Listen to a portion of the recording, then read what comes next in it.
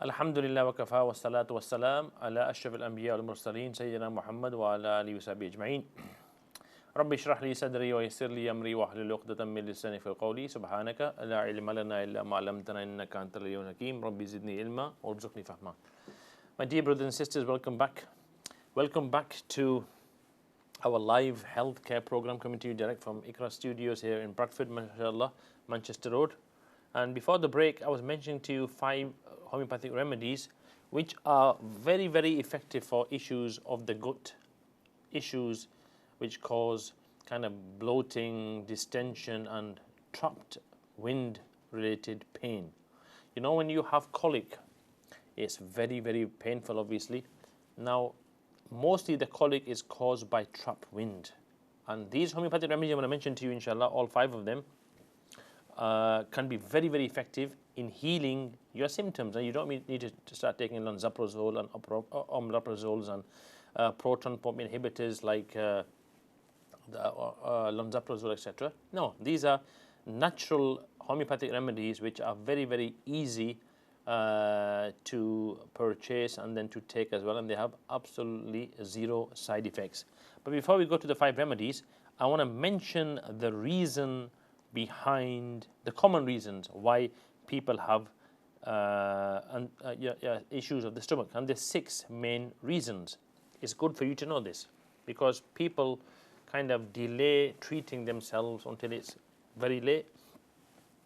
So the first and the most common reason I see people in our clinics because of stomach issues is a illness called, in fact it's an umbrella term for a number of symptoms. It's known as IBS. IBS, may Allah save us all from having IBS and all the other illnesses as well. IBS stands for irritable bowel syndrome. There's another IBS which is inflammatory bowel syndrome, which is what Crohn's and ulcerative colitis come under. But here IBS means irritable bowel syndrome. Now, irritable bowel syndrome is a disorder of the large intestine. What the symptoms are of this illness is that you have altered bowel movement. Sometimes you'll have diarrhea, sometimes you'll have constipation. Other times, or alongside these 2 symptoms, you may have flatulence, you may have gas, you may have bloating, you may have wind moving around your stomach, and you definitely will have pain. These symptoms fall under the umbrella of IBS, irritable bowel syndrome. Collection of symptoms. Bowel is your large intestine, your small intestine, your stomach. And then your first one, irritable, it causes irritation. So you can also have contractions of these abdomen muscles, which can be the cause of a lot of pain in your stomach. Many people use peppermint oil for this. In fact, your GP will prescribe you peppermint oil for this because it can soothe the mucosal muscles that you have inside your abdomen. So people with IBS have an increased sensitivity of their stomach muscles. And this sensitivity can cause gas formation. Small amount of gas formation, but because you are sensitive, to you it'll feel a lot more. Your symptoms will be a lot more pronounced. So the first reason why people have issues of the stomach is something known as IBS. And here and now I want to mention, for IBS, one of the best ways to get rid of IBS is to have a IgG antibody test. IgG, you have IgE, IgG, IgD, you have different antibodies. Now, the IgE one is like 1 in a million, it's quite rare. And the IgG is 1 in 3 people have it. So normally for irritable bowel syndrome, you will have antibodies, the IgG antibodies to some foods. And it's notoriously difficult to find out which food is causing your symptoms. You might think it's milk because you say, I have milk and after that I feel unwell, I have stomach cramps, I have bloating, I need to go to the toilet, etc. But that may not be the cause. Why? Because you can have the food today and next week, Friday, you can have the symptoms. It can take up to 7 days for the symptoms of a certain food to which you're making IgG antibody to manifest. That's why when we do this blood test and we ask our patients not to avoid it for 3.5 months, and when they reintroduce it, we say, let's say they've got 3 foods, milk, eggs and peanuts. We say, what you need to do is after 3.5 months, when you reintroduce the milk or whichever food you want to reintroduce, you have a small amount of it on a Monday, and then you have 0 amount of it throughout the week for 7 days. Why? Because the symptom can happen anytime from the first day of ingestion to the 7th day. If there's no symptoms, that means you've cleared it. You can go to the next food and clear that and do the same procedure. It takes 3.5 months. But when you have food, it might not be the food, that particular food that's causing you symptoms. It might be another food. That's why it's good to do this IgG antibody test to see which of the foods are causing your angst in foods. So the first reason why people have issues of stomach is IBS. Number 2, lactose intolerance. Lactose intolerance, you have something called lactase and lactose. Lactose is the milk sugar, and lactase is the enzyme that breaks it down. People who have a lactose intolerance don't have this lactase. Therefore, when they have milk, it causes them bloating, it causes them issues like gas, diarrhea and bloating after having milk or having any product that contains dairy. That might be butter, that might be cheese, that might even be chicken which has been coated with yogurt. Anything dairy can cause your symptoms, like the symptoms of lactose intolerance. So number 2, lactose intolerance. Number 3, which is more serious, the third reason why people have stomach issues is something called celiac disease. Now, somebody with celiac disease, God forbid, celiac disease is a condition of the walls of the stomach which become damaged. And why did they become damaged? Because the stomach is very sensitive to wheat and gluten. They can't have gluten. When they have gluten, this gluten, because of autoimmune disease, causes damage to the walls of the stomach. And you can have, anemia. You can have a lot of serious disorders. You lose weight. Somebody with celiacs, they will have a lot of stomach aches. And when they eat wheat, they will be kind of crumbled up in pain because it's so painful. It's so painful. Celiac disease is very painful. And the child in front of you, they'll have bags under their eyes. They'll be losing weight. They'll what we call marasmus. They'll be wasting away. It's very hard for them to absorb food in celiac disease. So basically, gluten triggers a autoimmune reaction in the gut, in the small intestine, leading to the damage of the lining of the small intestine over the passage of time. And this damage that happens in the small intestine where your food is digested, this causes malnutrition over time. So in celiacs, gluten causes damage to the small intestine, which causes damage to the rest of the stomach and causes malabsorption. And the person who has this symptom, he slowly loses weight, and he becomes very, very, very poorly.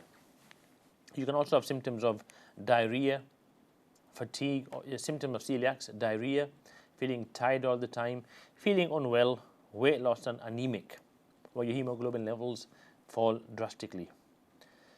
So 3 things we mentioned. 1 was IBS, number 2 was lactose intolerance, and number 3, celiacs. Number 4, Crohn's disease. Crohn's disease is a horrible disease. May Allah keep us all safe. And nowadays with ultra-processed foods or ultra-processed foods, where in the UK we have about 56% of people, most of their calories are from this highly ultra-processed foods, is one of the main reasons why you can get Crohn's. So Crohn's disease, this is an inflammatory bowel disease I mentioned to you before the break. The inflammatory IBS, one is IBS means irritable bowel syndrome, the other IBS means inflammatory bowel disorder. Now this IBS, now IBD, inflammatory bowel disorder, this has 2 major illnesses underneath it. One is Crohn's and one is ulcerative colitis. They're both similar, just different areas of the intestines which are affected. But Crohn's is basically inflammatory bowel disease. So inflammatory means that your levels, your markers of C-reactive protein, interleukin-6, or erythrocyte sedimentation rate, ESR, are very, very high. There's inflammation in your gut. And inflammation is very, very dangerous. There's no disease in an alkali state. It's only when there's inflammation and acidity. So Crohn's disease is an inflammatory bowel disease in which any part of the digestive tract gets inflamed. Any part. So when they do an endoscopy or colonoscopy, they will see the inflammation in the large colon. If it's in the large colon, it's Crohn's. If it's in the small intestine, it's ulcerative colitis. But it can cause gas and bloating and a lot of other symptoms like pain, diarrhea, weakness, and also weight loss. And with this illness, you can also pass blood, and you can pass clots, mucousy clots. It's a horrible illness. May Allah keep us all safe. The fifth reason why you can have stomach issues is chronic constipation. Anything more than 8 weeks is chronic. Chronic is when your body just leaves things as they are and doesn't attempt to heal. Happens about 8 weeks after the illness. So in chronic constipation, the digestive process slows down. Peristalsis slows down. Everything becomes stagnant, and the waste matter, the putrid waste matter, just builds up and builds up and builds up inside your stomach until you start poisoning yourself. Until you start poisoning yourself. Constipation, so dangerous. A way to get around constipation is the sunnah of Rasulullah sallallahu alaihi wasallam. وَالتِّينِ وَالزَّيْتُونِ, the injils, figs, amazing. Exercise, move out and walk. Plenty of water with some amount of Himalayan salt inside. These, and if you can add to that, number 4, alongside fiber, is fasting on Monday, Thursday. Subhanallah, this will make you the fittest and healthiest person in all your neighborhood, inshallah. And it will single-handedly stop you from getting a lot of illnesses. Because most illnesses are caused by diseases of the stomach. I mentioned at the beginning of the program, the gut microbiome. The health of the gut microbiome is so important. Show me somebody with a good gut health and I'll show you a very healthy person. The stomach is so important because all illnesses come from the stomach. Most of your immune system is based in the stomach. It's one of the leading and most exciting, areas of research now, mapping the gut genome. So chronic constipation, when food just putrefies and it just left there to ferment slowly, this causes a lot of toxicity to come into the body, and it causes a lot of pain and a lot of illnesses to be created. And the sixth reason why you have stomach issues is something called small intestinal bacterial overgrowth, SIBO, small intestinal bacterial overgrowth, SIBO, or you can call it Candida albicans. And this happens when your good bacteria becomes less and your bad bacteria increases. You have a lot of fungal, illnesses, maybe fungal growth or athlete's foot on your toes.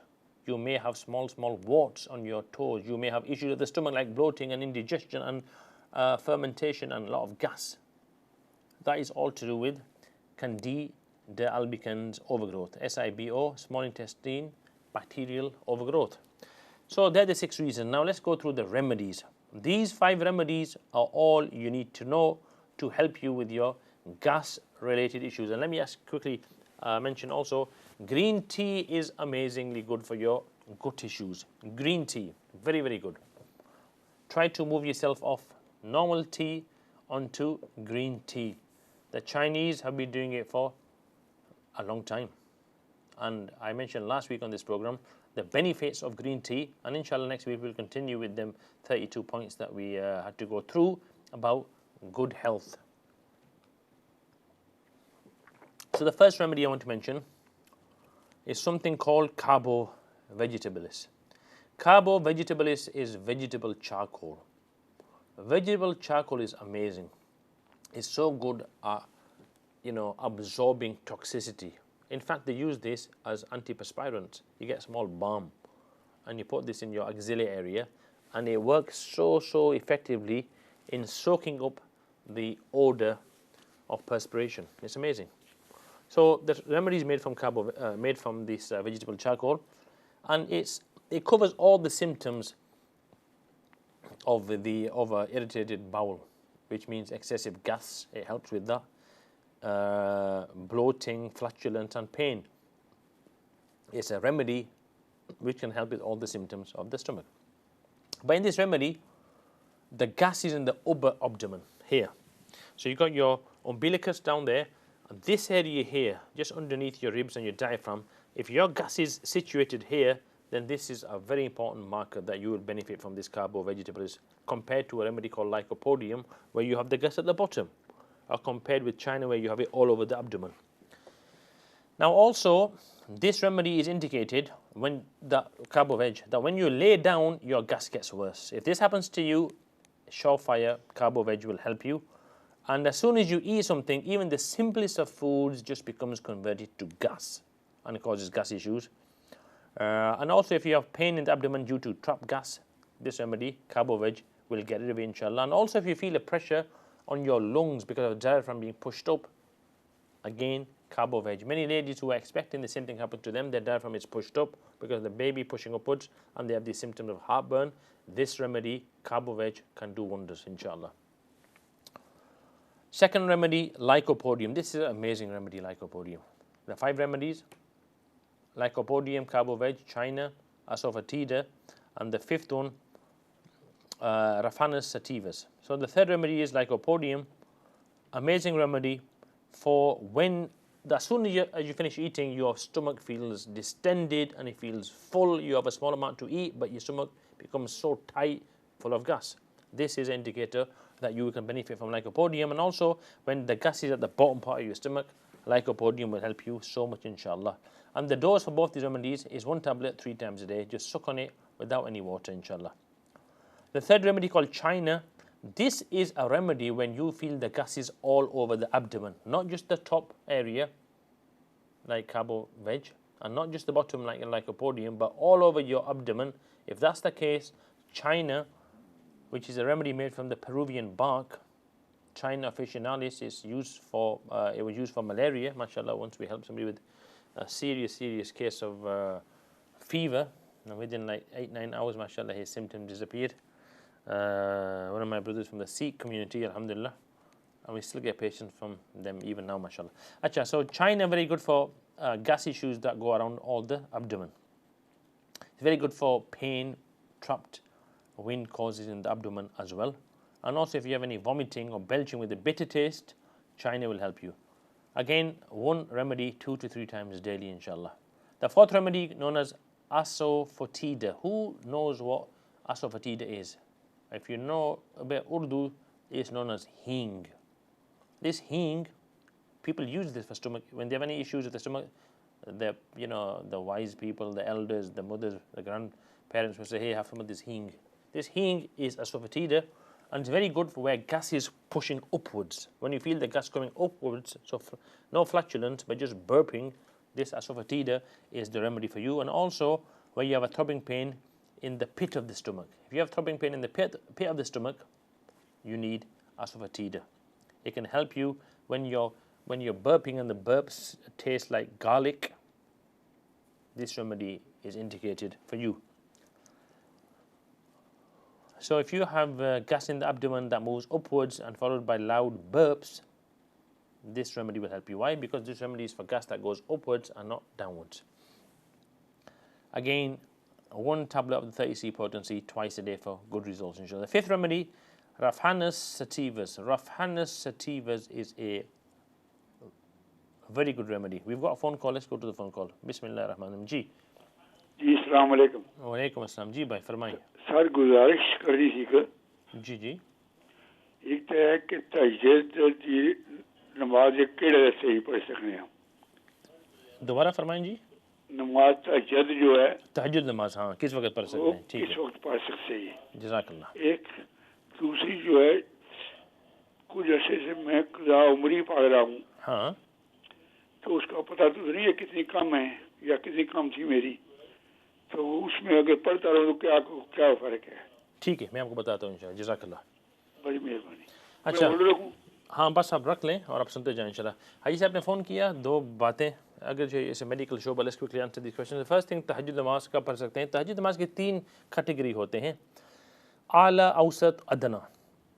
اعلیٰ تو یہی ہے کہ آپ سو جائیں اور تقریباً 2/3 رات کے گزرنے کے بعد آپ اٹھیں اور اس وقت آپ تہجد پڑھ لیں. یہ اس کو کہتے ہیں سب سے اعلیٰ تہجد, کہ سو جائیں, سونے کے بعد آپ اٹھیں, ہمت کریں, وضو کریں, 2/3 رات چلی گئی, مغرب کے بعد آپ اندازہ کریں, مغرب سے لے کر صبح صادق تک اس کے 3 حصے کریں, تو آخری حصے کے اندر آپ اٹھیں اور تہجد پڑھیں. یہ سب سے اعلیٰ ہے. اس سے کم تر جس کو ہم کہتے ہیں اوسط, وہ یہ ہے کہ آپ عشاء پڑھ لیں, گھر آئیں, سونے سے پہلے آپ 8 رکعت پڑھ لیں, 12 رکعت پڑھ لیں, جتنے آپ کی ہمت ہے, یا 2 رکعت پڑھ لیں. یہ اوسط ہے کہ نیند سے پہلے آپ 2 رکعت تہجد کی پڑھ لیں. اس سے کم تر جس کو ہم کہتے ہیں ادنا, وہ یہ ہے کہ آپ عشاء کے بعد ہی فوراً تہجد کی نماز پڑھ لیں, 2, 4, 8, 12 جتنے آپ کی ہمت ہے, آپ عشاء کی نماز کے بعد تہجد پڑھ لیں. تو یہ 3 یعنی کہ گویا کہ کیٹیگریز ہیں تہجد کی, اعلیٰ, اوسط اور ادنا. اعلیٰ سب سے بہترین کہ اٹھنے سونے کے بعد آپ اٹھ کر تہجد پڑھ لیں فجر سے پہلے, فجر کے وقت سے پہلے. یہ دس از دا ڈیفیکلٹ ون. اس سے کم تر اوسط مڈل تہجد یہ کہ آپ عشاء پڑھ لیں, گھر آئیں اور نیند سے پہلے آپ ہمت کر کے قربانی کر کے چند رکعتیں پڑھ لیں رات کی تہجد. یہ اوسط ہے, یہ اس کا مڈل ریوارڈ ہے. اور اس سے بھی کم تر جس کو ہم کہتے ہیں ادنا, اگرچہ یہ سب تہجد کی نماز ہے اور اس پر آپ کو بہت ثواب ملے گا اور اللہ کے یہاں آپ تہجد گزار لے کے جائیں گے, لیکن یہ ادنا ہے کہ فوراً عشاء کے بعد یہ آپ نماز پڑھ لیں 2 رکعت 4 8 رکعت تہجد کے. تو یہ ہو گیا تہجد کا قضاء عمر کے متعلق. آپ کا قضاء یعنی آپ پہ تو اندازہ کریں کہ میرے کتنی نمازیں فوت ہو چکی ہیں. میں بالغ کب ہویا تھا؟ 14 سال پر. اس کے بعد کتنے سال مجھ سے نماز فوت ہو گئی ہیں. تو آپ اندازہ کر لیتے ہیں, ہر دن 5 نماز ہیں, 365 دن ہوتے ہیں سال کے اندر. آپ ان کا ضرب لگائیں اور جتنے سال ہیں آپ اس کا اندازہ کر لیں. اور ترتیب یہ ہے, فجر کی نماز آپ کو تہجد, ہاں قضا کس کی کریں گے آپ؟ فجر کی کریں گے, فرض کی کریں گے آپ, اور پھر وتر واجب کی. سنت کی قضا آپ نہیں کرتے ہیں, اونلی دا فرض اینڈ اونلی وتر واجب. اور اس کے ساتھ اور سہولیات بھی ہیں کہ آپ کتنے آپ پڑھ سکتے ہیں وغیرہ. آپ کے جو امام ہیں آپ ان سے بات کر لیں, لیکن ترتیب یہ ہے کہ آپ جب آپ نے اندازہ کر لیے کہ کتنی نماز مجھ سے کتنے سال کی مجھ سے فوت ہو گئی ہیں, تو آپ کیا کرتے ہیں کہ فجر کے لیے آپ نیت کریں کہ یا اللہ سب سے آخری فرض فجر کی جو مجھ سے قضا ہو گئی ہیں ان کو ادا کرنے کی میں نیت کر رہا ہوں.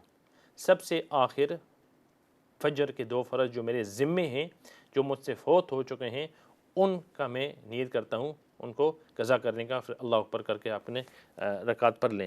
اس کے بعد وہ تو چلی گئی ہوگی, پھر دوبارہ جب آپ نیت کریں گے یہی کہ یا اللہ سب سے آخری فجر کے 2 فرض جو مجھ سے فوت ہو چکے ہیں ان کو قضا کرنے کی میں نیت کر رہا ہوں. تو اس طرح آپ کرتے جائیں گے انٹل آپ کے پورا جو یعنی کہ لسٹ ختم ہو جائے گا انشاءاللہ. اللہ آپ کے لیے آسانی فرمائے. سو back to the 5th remedy. We've only got 2 minutes left. 5th remedy, which is very good for gas trapped in the abdomen, is Raphanus sativus, which is made from the black garden root. This is very good when the gas is stuck in the stomach and causes pain. And this gas accumulates and is retained in the abdomen. You have no decards, no belching, and no flatulence. It just stays there, all over your stomach, causing you pain and distress.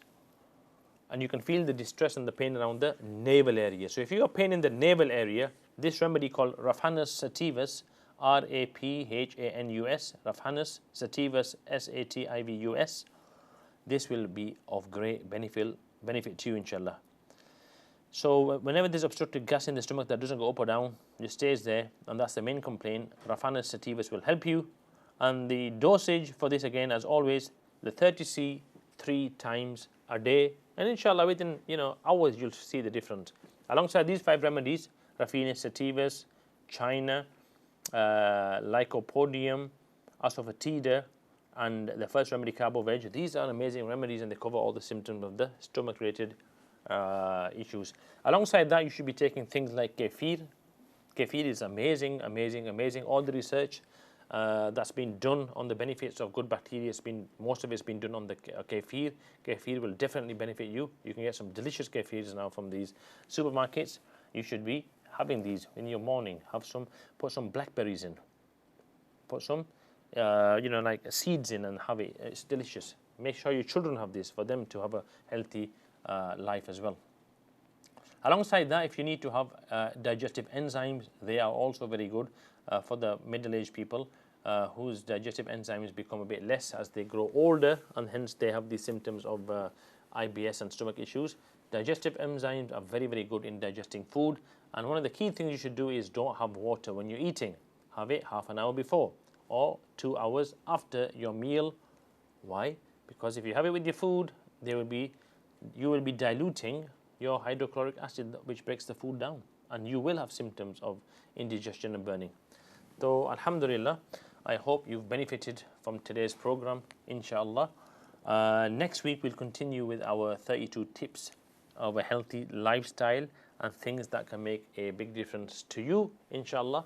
Until next week, from myself, assalamu alaikum wa rahmatullahi wa barakatuh.